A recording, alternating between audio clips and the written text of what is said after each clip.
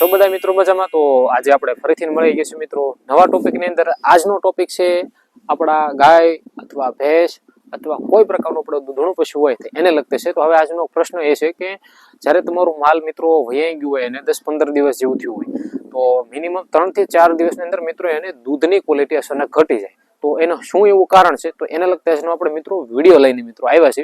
તો વિડીયોના મિત્રો અંત લગીને બને રહેજો અને દૂધ કેવી રીતે ઉત્પન્ન કરવું તે પણ તમને મિત્રો આ વિડીયોના માધ્યમથી બતાવીશ. એટલે માટે વિડીયોના અંત લગીને બને રહેજો અને નવા આવી જાઓ તો આપણી ચેનલ તે મિત્રો સબસ્ક્રાઇબ કરી લેજો. કારણ કે ઘણા લોકો શું છે કે ચેનલને સબસ્ક્રાઇબ ન કરો તો થોડોક સાથ અને સહકાર આપજો, જેનાથી મિત્રો આપણે વિડીયો બનાવવાની મિત્રો મજા આવશે.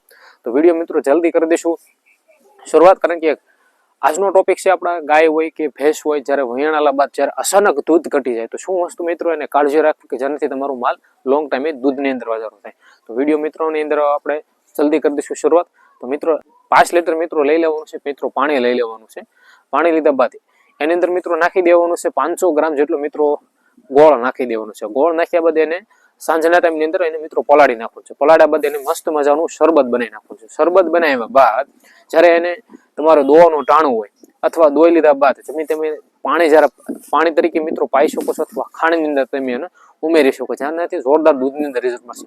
સાથે સાથે મિત્રો જો તમે કાળી મિરચી છે, આદુ છે અને લસણ છે તો આ શાયરીને મિત્રો ચટણી બનાવી લેવાની છે. મસ્ત મજાનું મિશ્રણ કરી લેવાનું છે. મિશ્રણ કર્યા બાદ તમે જો ને આપણે પાણીની અંદર સવાર સાંજ અથવા આખા દિવસમાં એકાદ વાર જો તમે આનો ઇલાજ કરશો જેનાથી તમારું દૂધાણું પશુ હોય જે અચાનક દૂધની અંદર ઘટાડો થઈ જતો હોય તો મિત્રો આ જે નુસ્ખો છે ને જે અજમાવશો જેનાથી તમારા માલની અંદર જોરદાર રીતે ફાયદો થશે. અને આ નુસ્ખો છે તે મિનિમમ 10 થી 12 દિવસ સુધી આનો કરવાનો હોય છે, જેનાથી તમારો દૂધાણું પશુની અંદર જોરદાર રીતે મિત્રો ફાયદો થાય. ને આ જે નુસ્ખો છે ને 10 થી 12 દિવસ કર્યા બાદ જો તમને રિઝલ્ટ લાગે મિત્રો સારો મજાનું લાગે તો મિત્રો વિડીયોને શેર કરતા રહેજો.